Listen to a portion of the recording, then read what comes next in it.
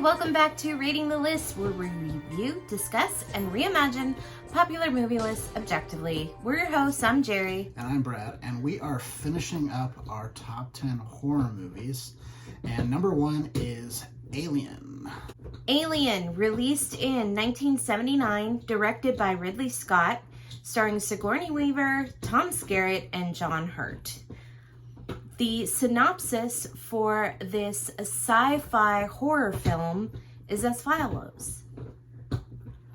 The team of a commercial spacecraft encounter a deadly life form after investigating an unknown transmission.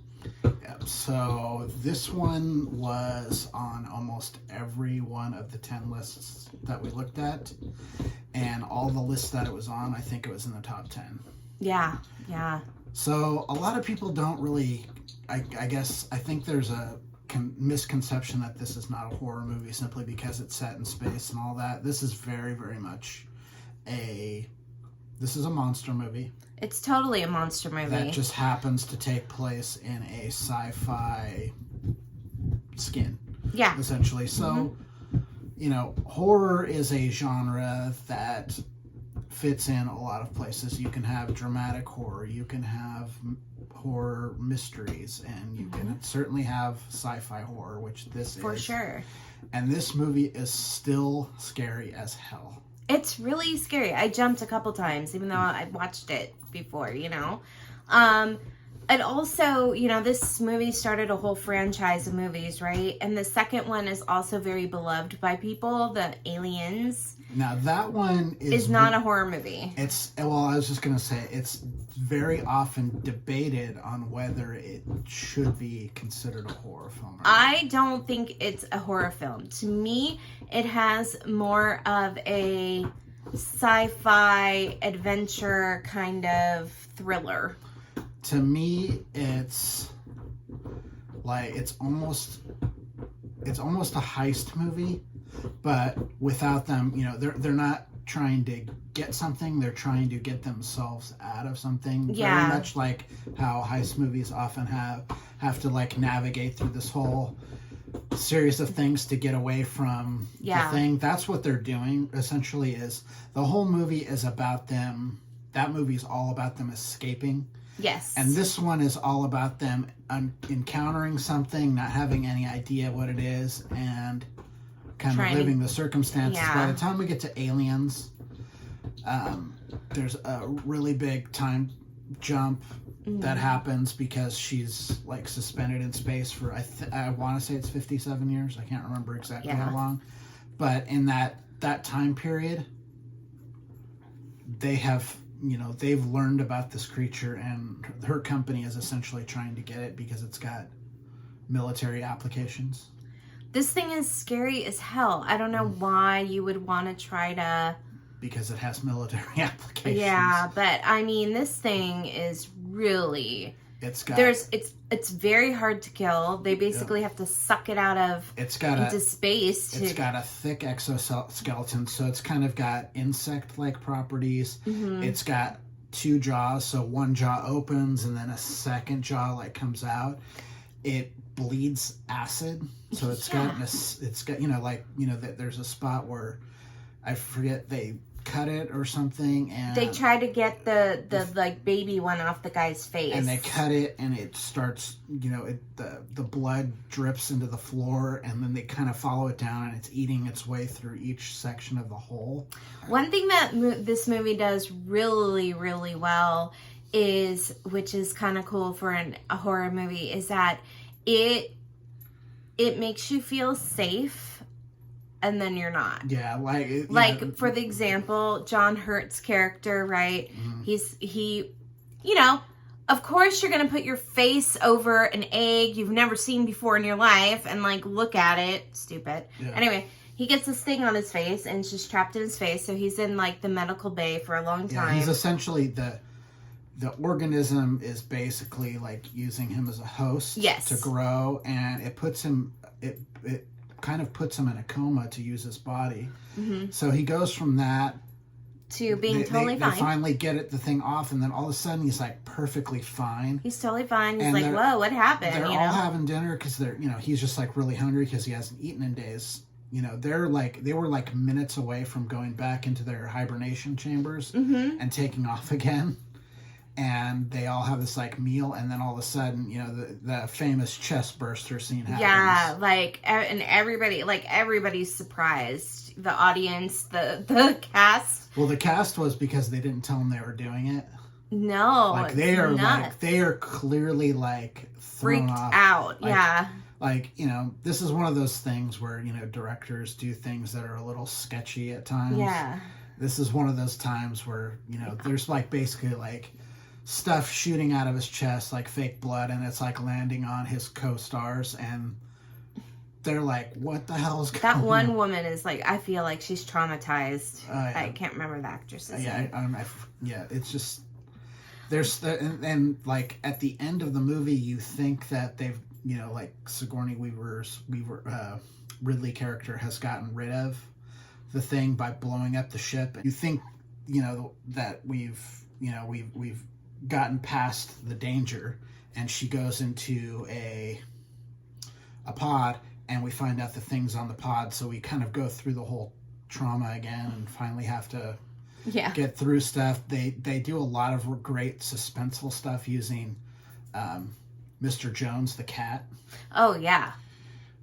Which is really kind of cool. Like you have there's a lot of really great jump scares that aren't real scares at all. It just happens to be the cat doing stuff, and the cat's like super smart. Yes, very smart. Cat tries to like tell people like, dude, the thing's right there.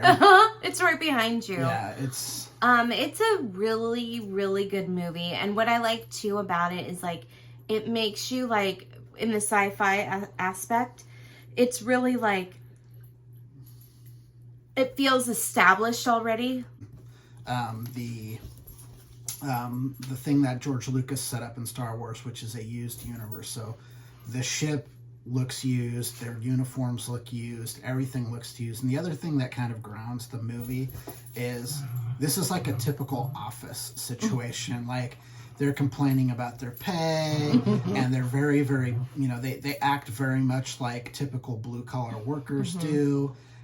It all feels super believable, even though space travel, all the, and going in hibernation, all those kinds of things are not things that you can do, but they make everything else so believable. You can really, really suspend your disbelief for the lesser kind of believable stuff, including the xenomorph itself. Yeah, like you can really believe like these people interacted with this thing, and I think that everybody that's in this cast is a really good actor. Yeah, you've got Sigourney Weaver, Tom Skerritt, John Hurt, Yaphet Kotto, Ian Holm, who's great. He plays the android. He's fantastic in this movie. Just everyone in this, Harry Dean Stanton, everyone in this cast is someone you've heard of and has been in other stuff, and everyone is great. Great performances across the board. There isn't a bad performance in the film. This was another example of a female-led story in a time where there wasn't a lot of female-led stories. I don't think there's really any. I mean, I guess at the time, Star Wars, strong female character. She's a strong female character, but Ripley's the lead. Ripley is the lead, and she's Princess Leia's part of an ensemble. True. Ripley is the lead. Ripley is the lead. And then I guess Halloween, which came out the year before with Jamie Lee Curtis. Jamie Lee Curtis. So that is very cool. And Sigourney Weaver has a very strong presence.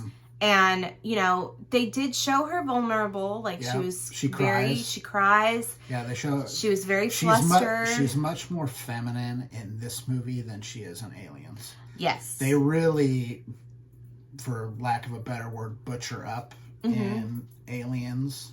Yeah. They take away her... In a lot of ways, they take away her femininity. Both the way that she dresses, the way that her hair looks.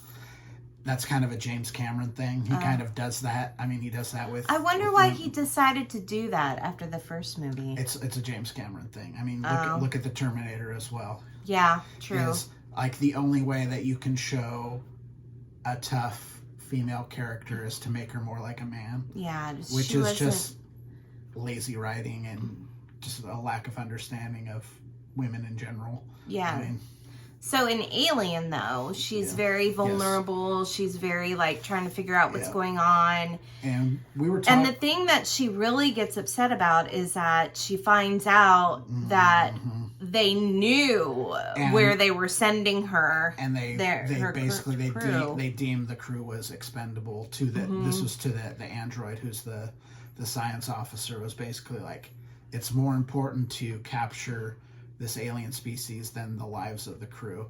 The one thing they do in this movie, and I kind of mentioned it when we were watching it, this is one of the few times where I agree with a male filmmaker kind of having a woman scantily dressed.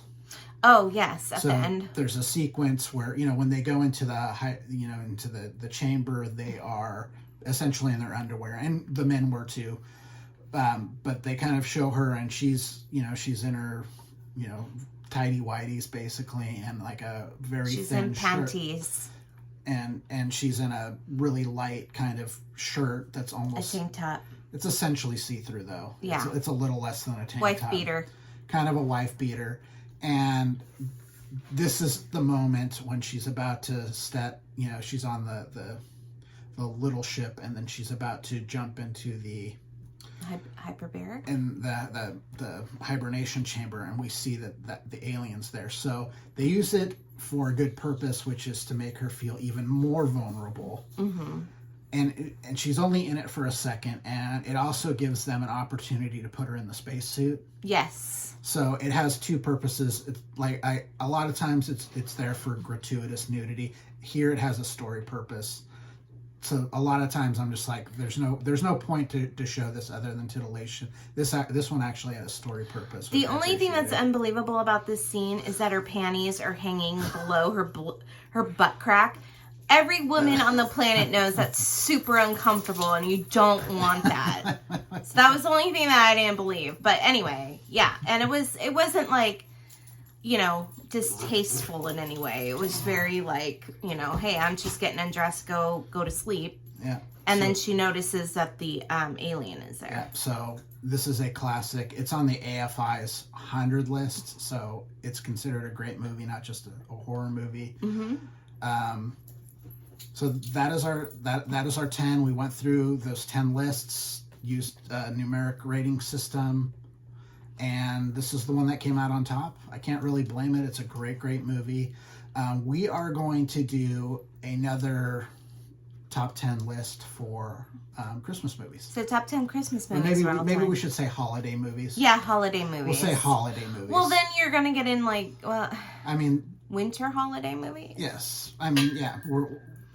Holiday movies in general are going to pull up movies from this time of year. So be on the lookout for that. We'll start releasing those right around Thanksgiving. Again, we'll put out a couple a week up until Christmas. Are we going to do it the same way we did this? Same way. So okay. I'll find 10 lists, go through, do the same kind of numeric rating system I did on this one, and calculate it that way. All right. Great. Well, let us know what you think about Alien. Leave a comment. If you like our content, please subscribe to our channel. If you'd like to email us, please email us at ratingthelist@gmail.com. For now, I'm Jerry. I'm Brad. And we're Rating the List. We'll see you next time. Bye. Thanks for watching.